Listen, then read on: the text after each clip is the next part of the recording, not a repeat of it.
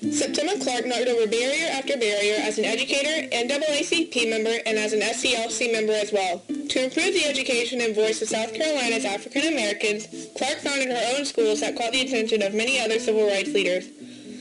She began an education project that opened hundreds of schools across the South that began in her home state, South Carolina.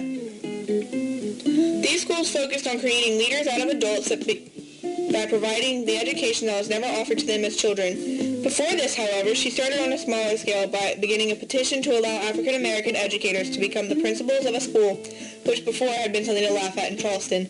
She later worked on a court case with the NAACP to equalize the salaries of both black and white teachers in Columbia, South Carolina. As an NAACP member, Clark played a major role in the equality of teacher salaries. From Clark's hard work, black educators could finally be employed as principals in Charleston by 1920 as well, and in Columbia received the same pay as white educators by 1945.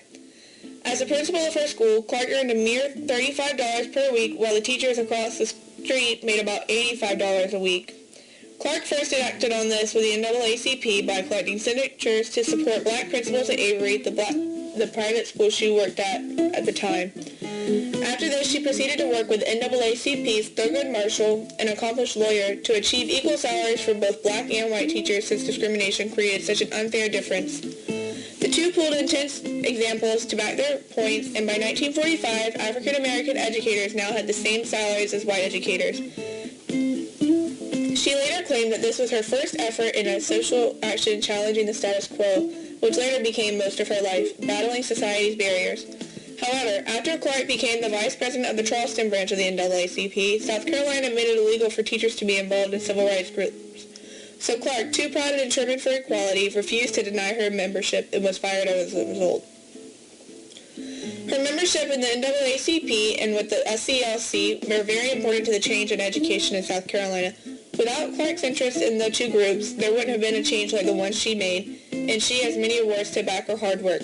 When Septima first began to take interest in acting upon inequalities in education, she took it to the NAACP. As an accomplished civil rights organization, the NAACP had taken many court cases and successfully challenged discrimination. The SCLC, another organization that was interested in Clark's work, was carried by Martin Luther King Jr., who called Septima the mother of the movement himself, for all of her effort and time. In 1970, Clark was awarded the Martin Luther King Jr. Award from the SCLC just before retiring from her position as a Director of Education and Teaching.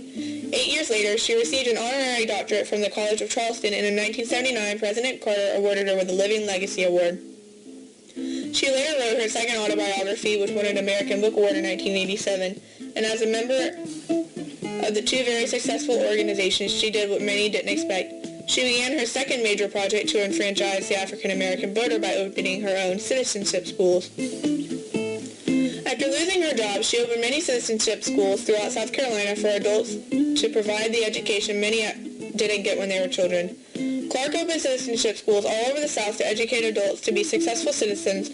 Later, Clark said that the basic purpose of the citizenship schools is discovering local community leaders.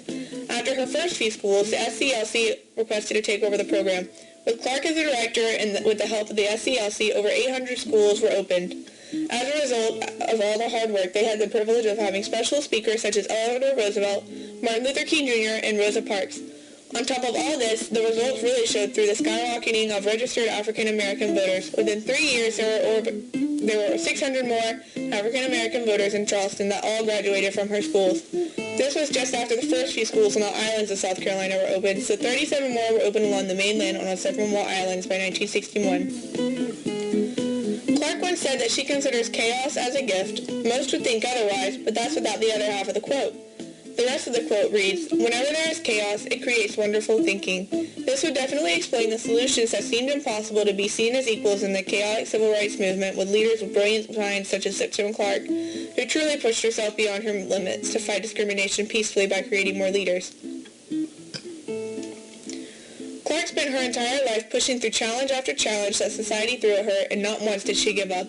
By starting on a smaller scale with a few court cases and a petition, Clark eventually graduated to creating her own brilliant schools. For these things, she was awarded multiple times with impressive awards given only to the most hardworking and determined leaders. As a mother of the movement, Clark surely did amazing things to change not only South Carolina's education, but the nation's as well.